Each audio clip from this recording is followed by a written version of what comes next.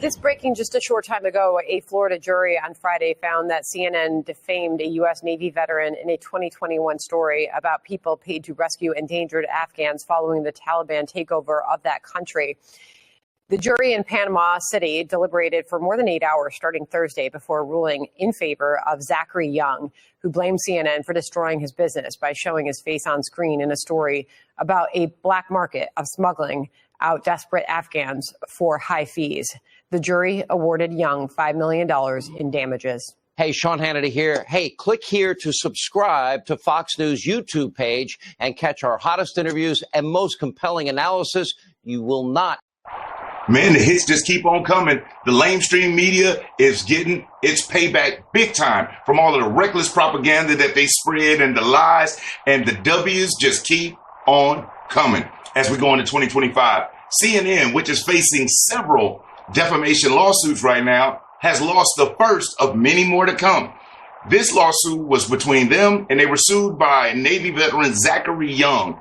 Zachary Young had been misrepresented publicly by CNN as being someone who participated and traded in the black market when that was totally false.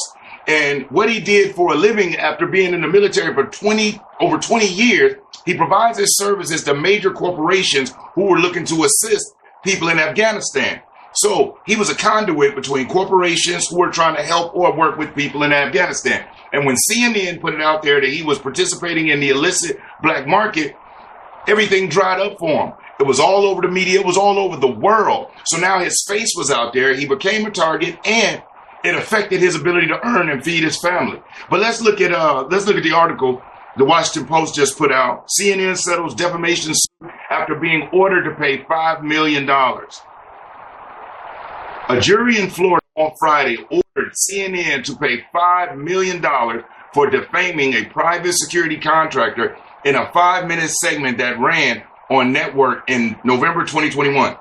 CNN settled the lawsuit hours later for an undisclosed sum, before the jury had an opportunity to award additional punitive damages in the case. Those damages could have been far higher than the initial figure awarded by the jury. News organizations are facing an increasingly adverse legal and political environment. There are robust First Amendment protections for journalists and plaintiffs in defamation cases. Most prove that a news outlet published false information despite knowing that the information was wrong. So right now, the good old days of just throwing out whatever you want and not facing any type of backlash are gone. Now these media outlets are going to have to be held accountable, because how many lies and misrepresentations do they put out there that affect real people? And typically, if they do a retraction or they do a public apology, it's never as big as the initial announcement. And so it's like recently, who was it? I forget whose situation it was, but they made a big case. I believe it was a situation with Trump in one of his cases. They made a statement that was totally false, had to retract it. And the retraction was in a tweet that was sent out, or a X post that was put out at like 3 a.m. Very short, boom, to the point. But the initial article was humongous. So now they're going to have to be, they're going to have to get their comeuppance. You're going to have to watch what you're saying. And I'm just waiting. And I don't even know how MSNBC and Joy Reid and Rachel Maddow have not been sued already. You know, these folks act like they're journalists when they're opinion journalists. Do you know what that means? If you have an opinion, you can be an opinion journalist. There's no research. There's nothing done. You just look at something and you blurt out what you think about it, whether it be right or wrong. And they pay these folks millions of dollars for it, which is nuts. But public opinion has turned sharply against news organizations, just as financial constraints on the industry's business model have made it tougher to fend off suits. ABC News surprised industry observers last month when it agreed to pay $15 million to settle a defamation claim brought by President-elect Trump. That's right, with all the stuff they were saying about Trump. And think about it. I mean, the lies that they spread about Trump and the fact that he only went after them for defamation, and it was only $15 million.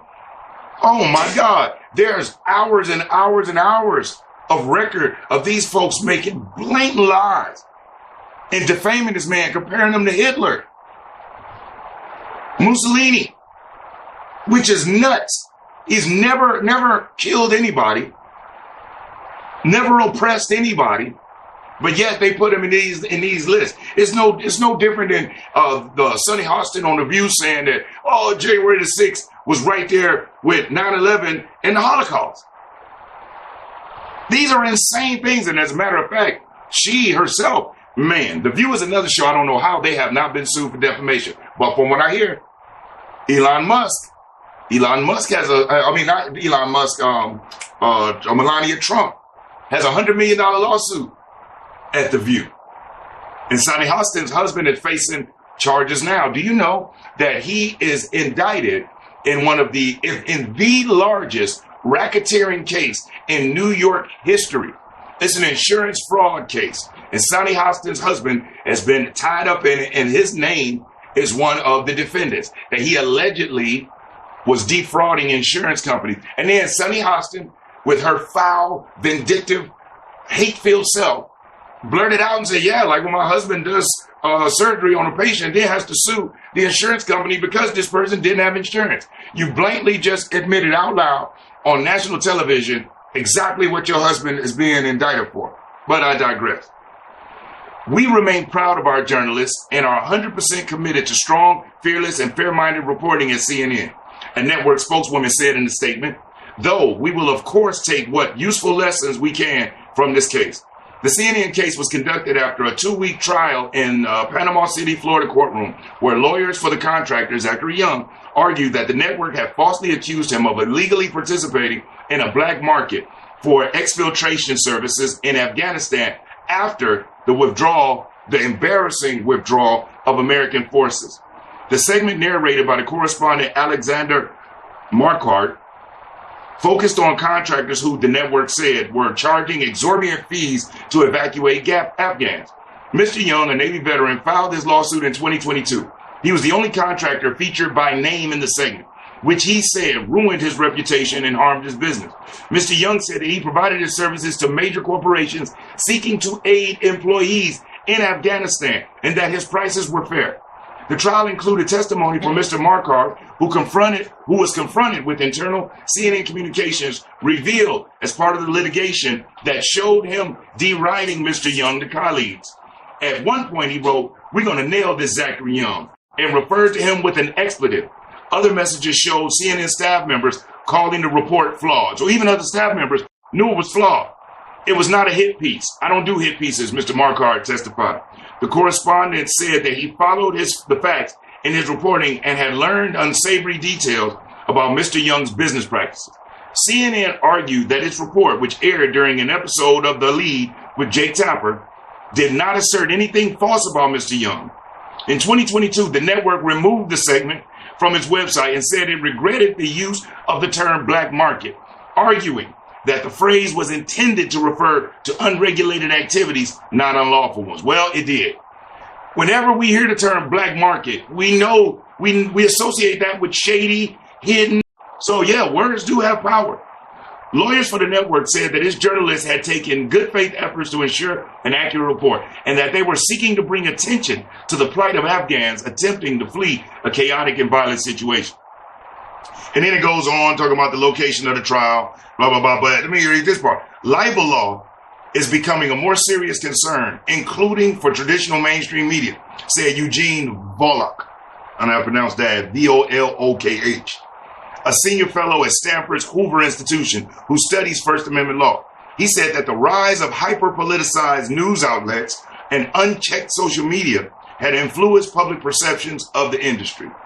Among jurors, he added, I do think there's a sense that media these days are a lot less careful than they used to be. And they are. And they are. Let's face it. Joy Reid, Rachel Maddow, the CNN crew, these folks get out there and they spout out anything. Anything that's out of alignment, they say it's a lie. They publicly shame people. They're bullies. They call you a bigot, a racist, a misogynist. If by some chance you're just not in agreement, and anybody that they like, they put a target on their back and they go after this person. Show after show after show. It starts off with Morning Joe, and then just throughout the day at MSNBC, they just attack. CNN seems like they're trying to get their act together, but look, it's taking defamation suits like this. They have $1 billion defamation suit coming from a doctor who they said was, who they accused publicly of allegedly performing smortions, you know, a term we don't use on here. Take AB and take out the smortions on illegal immigrants. And it turned out to be absolutely false. Absolutely false. But yet, recklessly, they ran with it. And guess who it was again? Mr. Jake Tapper. So there's a lot of stuff going on. Like I say, MSNBC, Comcast is trying to give it away for pennies on the dollar. CNN, man, that was a traditionally middle-of-the-road network that people relied on for their media. But, man, it has drifted. Now it's so left, people call it the Communist News Network. I just wanted to jump in and share that news. CNN has just lost their defamation suit against Mr. Zachary Young. Zachary, congratulations on your $5 million winnings. I know it won't be able to give you back that part of life that you lost, but hopefully this will help restore your reputation, and having a few dollars in your pocket, their dollars in your pocket, can help ease your pain and kind of, you know, allow you to enjoy life, you know, the way you want to. So my hat off to you, sir. And if you like this video, do me a solid, hit the like button. I'll never ask you for cash out, never ask you for a super chat, but that like button, your like is currency for content creators, because it allows the information to be shared. And on this channel, I share sales strategy and then political and current events and what's going on in the world. And if you like this information and you aren't subscribed to the channel, hit that subscription. And then where it says notification, you hit that bell for notification and select all. That way you'll be updated when I upload new videos, which I do multiple times a week. Other than that, I'm Brian Maxwell, and I also invite you, if you're in sales and you're looking for ways to convert more customers, increase your commissions, and just overall establish a process from A to Z that helps you convert more deals, I encourage you and I invite you to visit sellingforsuccess.org, the sales training platform. It's got sales training courses, audios, videos, word tracks, everything you need to be able to start converting more customers and capitalizing on those opportunities you get. Other than that, I look forward to seeing you at the top. Over and out.